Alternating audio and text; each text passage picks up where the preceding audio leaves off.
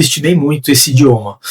Eu imaginei que era só dar uma enrolada na língua ali e falar um português com sotaque de espanhol que funcionaria, porque a impressão que dá quando você escuta um espanhol falando é que você está entendendo o que ele está falando, não é verdade? E porque eu imaginei que eu pudesse cobrar o mesmo número, né? O mesmo número decimal ali, eu imaginaria que seria igual, né? Então, pô, eu tô cobrando R$250, então vou cobrar 250 euros. Logo, converto o euro para real, caramba, tô cobrando muito mais do que no Brasil. Salve, salve, guerreiros! Aqui é o Johnny, sou tatuador, mais de 20 anos tatuando. Tô aqui hoje com um novo formato do canal, um podcast com um cliente meu. Se você ainda não me conhece, dá uma olhada aí nas coisas que eu já fiz nesse canal. Já tem curso de tatuagem que eu já dei, muitas dicas referente ao black work. Sou um cara especializado em pontilhismo, enfim, sou um tatuador aí de longa data e hoje ajudando pessoas a fazer imigração, contando aqui com esse novo formato, um podcast bem legal com clientes que eu convido para que tirem dúvidas e troquem ideia, assim, bem natural, falando sobre esse processo aí de imigração.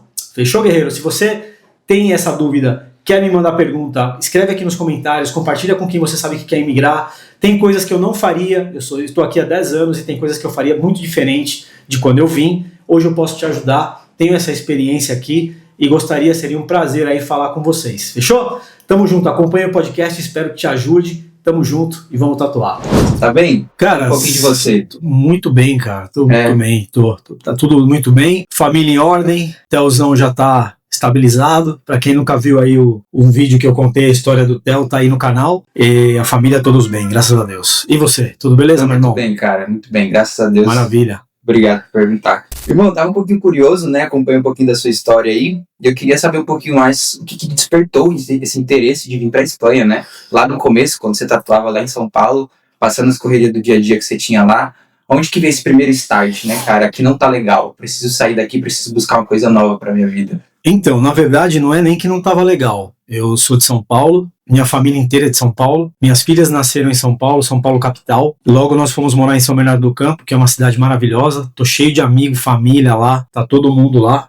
E, na verdade, a vida que a gente tinha lá era muito boa mesmo, assim. Não tinha um motivo tão negativo para que eu tomasse a decisão de mudar de país, né? Eu já tinha 37 anos quando eu decidi e uma das coisas que me motivou bastante, uma das coisas que estava tocando meu coração muito forte, assim, era um pouco do medo da criminalidade. Isso, a maioria das pessoas que vivem em grandes cidades, não só São Paulo, hoje em dia a gente pode até também mencionar cidades que são fora do Brasil, que estão aqui na Europa, que estão nos Estados Unidos ali, seja onde for, nós temos em grandes cidades um grande índice de violência. Então, isso foi o primeiro motivo.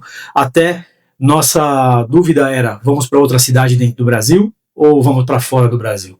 Eu com 37 anos, minhas filhas, uma com 10, a outra com 14, eu pensei, era o momento onde eu poderia decidir levar todo mundo comigo. Então, uma com 10 anos, a outra com 14, a gente ainda estava ali com um certo controle, né, entre a família, para se fosse tomada então a decisão, seja de mudar de país ou de cidade, seria o ponto chave para que a gente conseguisse fazer a migração com todo mundo junto. Porque depois 15, 16, 17 anos, as minhas filhas, estou falando, né, já um namorado, alguma coisa ali que pudesse atrapalhar a nossa migração. E eu com 37, então já não tão jovem, né? Tomei essa decisão porque também foi o momento onde eu imaginei que se eu desse aquele passo naquela hora que eu imaginei que era o momento certo, eu poderia desfrutar e aproveitar a minha vida, os anos que eu tenho de vida, viajando, passeando, curtindo um pouco mais também, misturar um pouco a imigração para um lugar melhor, onde eu pudesse ter uma qualidade de vida melhorada, porque a nossa qualidade de vida, mesmo estando em São Paulo, não era ruim. E pudesse proporcionar para minha família também essa experiência, né? Muita gente trava com medo do desconhecido, medo de como vai ser essa transição, quanto eu vou sofrer, vai valer a pena, não vai valer a pena, será que eu devo fazer isso? E as pessoas ficam se perguntando isso e quando vê, passou a vida e elas estão lá no mesmo lugar ainda. Então, a violência contribuiu, mas a vontade de voar era maior. Top demais, cara. Sim. E para suas filhas, como é que foi essa primeira notícia, quando você falou que estava decidindo migrar para a Europa? Como é que foi essa recepção para elas? Você me comentou que uma tinha 10, a outra 14. Sim. Nessa faixa etária de idade. É que imagina que a mais nova foi mais tranquilo, né? Que ela estava menos... Sim, a minha filha mais nova, Isabela, ginasta, campeã do Brasil, já estava federada, participando de da Federação Brasileira, inclusive, da ginástica artística no Brasil. Para ela, imagina uma criança de 10 anos, vamos viajar, vamos pegar avião, vamos para fora do país, então ficou super, hiper feliz e querendo ver o que vinha depois, né? Não teve nenhum contratempo. A Vitória, com 14 anos, já pré-adolescente ali, adolescente, meio que início da adolescência, aceitou também muito bem, uma menina super dócil, super carismática, feliz, e ela estava louca para ver o que tinha do outro lado do continente, aí do outro lado do oceano, né, no continente vizinho aí. Então assim, não foi uma barreira, não encontramos uma barreira e uma resistência por parte das minhas filhas. A minha esposa, ela acreditou em mim, ela apostou nas minhas ideias e me acompanhou. Então eu já falava há muitos anos, eu falava de mudar de país, sempre tive essa vontade, mas a princípio a Camila, minha esposa, ela não estava de acordo, ela não queria e tal, isso foi amadurecendo. Então lá com os 37 anos de idade foi quando ela também topou, ela abraçou a causa e falou, então vamos lá e vamos ver o que Deus tem preparado para nós aí. E vamos falar do idioma, cara, para você, me fala um pouquinho para você como que foi esse primeiro contato com o espanhol. Sim. Né? E me comenta um pouquinho também do que você viu ali das suas filhas pegando mais de nova, tendo esse contato mais novo. E também, se você quiser comentar da Camila, sua esposa também, como é que foi para ela, só pra gente entender como seria você tendo essa adaptação pro espanhol, as suas filhas que são mais novas, né, tendo esse primeiro contato. Imagino que para elas, talvez até pegar um acento ali, uma pronúncia foi mais fácil do que para você e para sua esposa, que já estavam mais velhos, né? Para mim, assim, foi o seguinte, o idioma, o espanhol, eu subestimei muito esse idioma. Eu imaginei que era só dar uma enrolada na língua ali e falar um português com sotaque de espanhol que funcionaria, porque a impressão que dá quando você escuta um espanhol falando é que você está entendendo o que ele está falando, não é verdade? Poucas palavras, elas saem um pouco fora ali do que você conhece, mas muitas palavras são as mesmas, só muda o sotaque, não é verdade? Então assim, falei, eu vou tirar de letra. Ou seja, para mim demorou aí, eu cheguei aqui, como falei, subestimando. Acabou que o idioma, para mim, ele fluiu depois de um ano que eu estava aqui. Posso dizer que com 6 meses aqui eu já estava falando mais ou menos, né? Já tinha ali uma maior facilidade, mas demorou para mim aí 1 ano para poder ter mais fluência e assim conseguir me comunicar melhor. As meninas, minhas filhas, cara, te juro por Deus, em 3 meses elas já estavam falando, já estavam desenrolando o espanhol, foi bem fácil. Para uma criança é muito mais fácil, né, de assimilar e tudo isso. E para minha esposa também, demorou nessa faixa de 6 meses a 1 ano para que ela pudesse dar os primeiros passos ali no espanhol e se comunicar com a galera sem nenhum problema. Então demorou. O primeiro contato foi, eu usava o tradutor, precisava usar, e teve até um fato que logo que eu cheguei, eu aluguei um apartamento e tal, a gente estava lá fazendo a manutenção desse apartamento, e eu precisava de uma vassoura, né, para poder dar aquele tapinha no chão ali. E aí eu fui num chinês, aqui a gente conhece, aqui os armazéns, as ferreterias, casa de material de construção, muitos são de chineses, né, então a gente fala de chino. Então nós fomos num chino, e aí para comprar uma vassoura. Aí cheguei lá, procurei, não achava, fui lá no caixa e falei para a moça, por favor, me podes ajudar a encontrar uma vassoura? Me respondeu, isso é tipo assim, isso é muito simples. Ela pegou um saco de lixo que estava embaixo dela assim e me deu a vassoura. A vassoura é lixo. Então são pequenas palavras que mudam, né, no idioma, que muda todo o contexto. Então realmente não é tão simples. É legal que você que queira fazer a migração aí, se prepara, comece a estudar desde já, porque vale a pena você chegar aqui já falando, não espera pra chegar aqui não. E afinal, vassoura, como é que se chama vassoura aqui, você sabe? Cara, você acredita que você falou que eu fiquei tentando pensar e eu não sei, cara. Escova. Você tá vendo? Então tem alguns trocadilhos, algumas palavras que pra nós escova também existe, mas escova pra gente é escova de cabelo, né? Então pra eles escova é a vassoura. Foi assim que eu fui aprendendo, apanhando, né, cada dia, e fui pegando um pouco mais de palavra, um pouco mais de vocabulário, e assim falando com fluidez, como eu bom, não sei se eu falo tão fluido assim, mas dizem que sim, que eu tenho falado muito bem o espanhol. Top demais. De todo esse processo, né, de imigração, antes de você estar vivendo aqui como imigrante de fato. O que você acha que foi os pontos que mais te venderam? Não sei se fala assim de venderam a melhor forma, né? Mas o que mais você achava que era uma coisa e quando chegou aqui teve esse choque, né? Choque cultural, né? Olha, eu imaginava, não foi nem que me venderam, foi que eu imaginava que como tatuador, eu ia chegar aqui, por exemplo, eu estava lá em São Paulo, cobrando na época, chutar, tá? Isso fazem 10 anos atrás. Hoje nós estamos em 2026, agora nós estamos no princípio do mês de fevereiro, para que fique registrado essa data.